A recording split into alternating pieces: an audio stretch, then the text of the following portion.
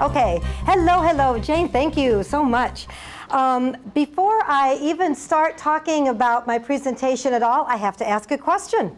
And the question is this: how many of you in here remember the old motorcycle movie Easy Rider? Yahoo! I knew we'd have some people that would remember. So, the anthem for us boomers, right, is Born to be Wild, right? Right. So, well, that's the good news. Here's the bad news. The Born to be Wild has become... has become Bored Tubby Mild. So, that's kind of a pathetic statement about the aging process, isn't it? Good grief. Aside from how pathetic the aging process can be, what else do you get from watching that little video clip? The contrast between Born Tubby and Mild and Born to be Wild. What do you get? They've lost focus.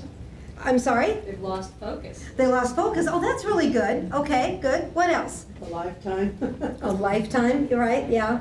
The sense of adventure is gone. Oh, that's so sad. A sense of adventure is gone, yeah.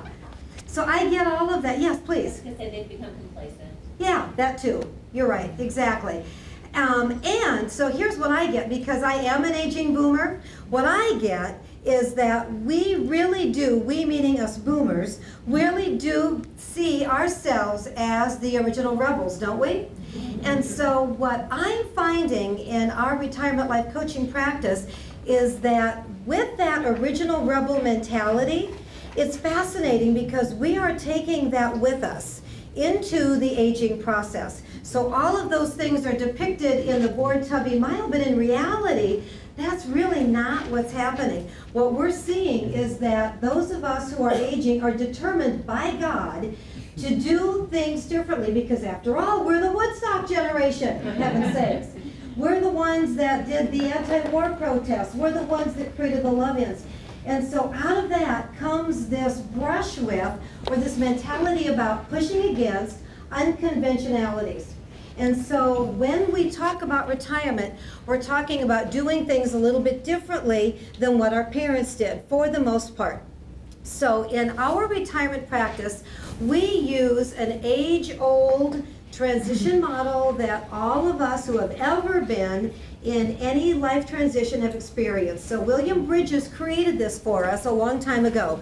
And those of us that have ever been through anything know what it's like to let something go and to be in that neutral spot and then to have hope that we're going to be going on into something better, right? So we as an organization, and I say we, my husband and I are a very small organization, Boomerangs, we have taken the Bridges model and we have tried to launch from what we learned from Bridges about the normalization of what happens with this process. So when we're in transition, we make ourselves wrong. We end up in a spot where we think, man, I can't wait to get back to quote unquote normal, right? Mm-hmm. So we at Boomerangs have used the Bridges model and have recreated what we know to be true for the retirement phases. And now mind you, retirement is not, I'm going to rest on my laurels. Not anymore. That's what's cool about this. Retirement life looks very different at the end, but in the middle of it, it's going to feel the same as any other life change that you've been through. So what we at Boomerangs have created is a model that is launched from Bridges, but it has some of the very specific components of what retirement research tells us. So the very first part of it is breaking from that career or whatever it is that you've been doing for 20, 25, 30 years. And when you break from that, there are lots of characteristics that go with that we'll talk about in a minute. But you end up in that middle part to take a productive pause. So we're going to talk about the characteristics of that also.